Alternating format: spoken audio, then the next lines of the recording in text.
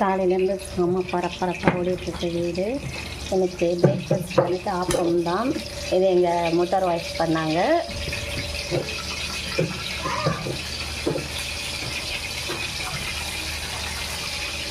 அப்படியே மூடிடலாம், ஃபுல்லாக இருக்குது, அதனால தான் எங்கள் சைடில் போயிட்டு இருக்கு.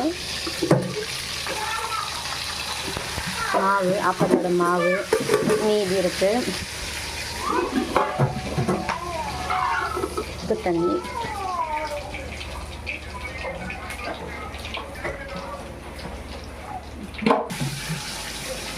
இங்கே வந்து கடலைக்கறி, இது நான் பண்ணேன். இது பட்டாணி கறிக்கு ரெடி ஆகிட்டு இருக்குது.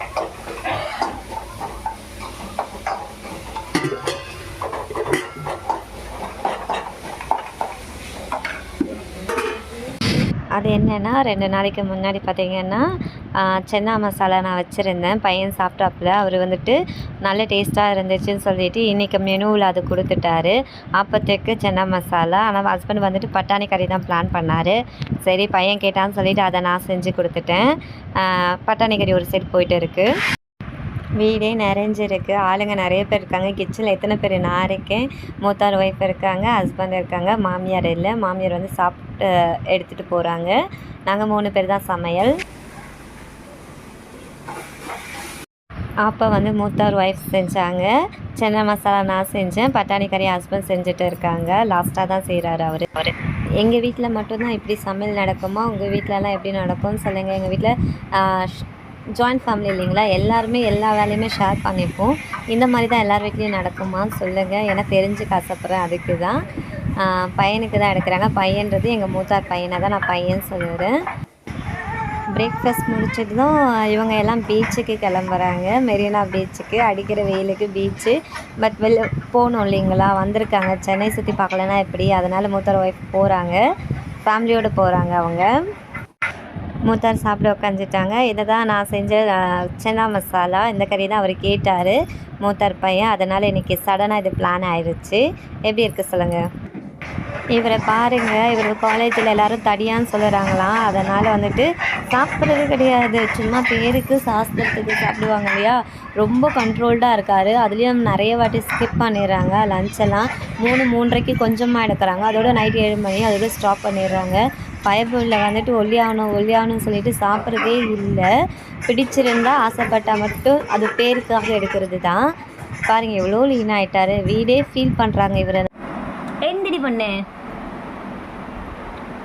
எந்தடி அம்மா?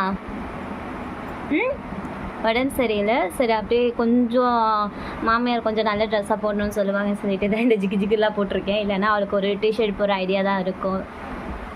ஓகே, இன்றைக்கி ஃபங்க்ஷனுக்கு ரெடி ஆகிட்டோம். பாப்பா எப்படி ரெடியாக இருக்காங்கன்னு சொல்லுங்கள். அவங்களுக்கு ஃபீவர் இருக்கிறதுனால சிம்பிளாக ரெடி பண்ணியிருக்கேன். பெருசாக மேக்கப்லாம் ஒன்றும் பண்ணலை. ஒரு ட்ரெஸ் மட்டும்தான் போட்டிருக்கேன்.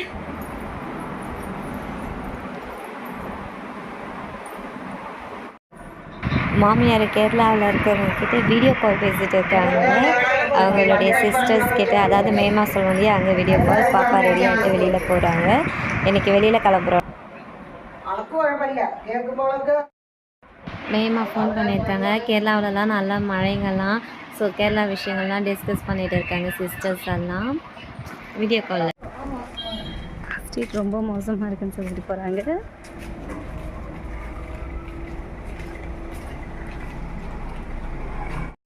வருவாங்க இல்லையா அண்ணா, அவரோட அம்மாவுக்கு வந்துட்டு 70வது பிறந்த நாள். அது செலப்ரேஷன். இன்வைட் பண்ணியிருந்தாங்க. அந்த ஃபங்க்ஷனுக்கு தான் நாங்கள் கிளம்பியிருக்கோம்.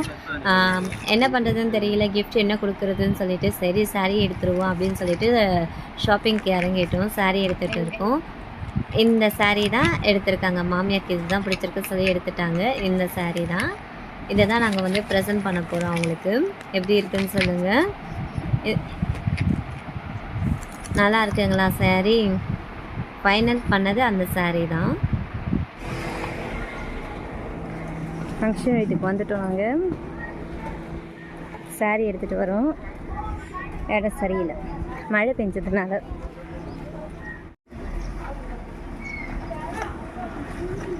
தெரியுமா? தெரியுதா? வரியா? முடியுங்களா?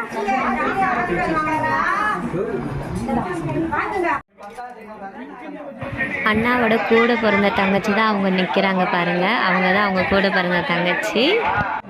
இவரு தான் பெரியவர். அண்ணாக்கு அண்ணா, அவங்க ஒய்ஃபு, பசங்க, அவங்க தங்கச்சி.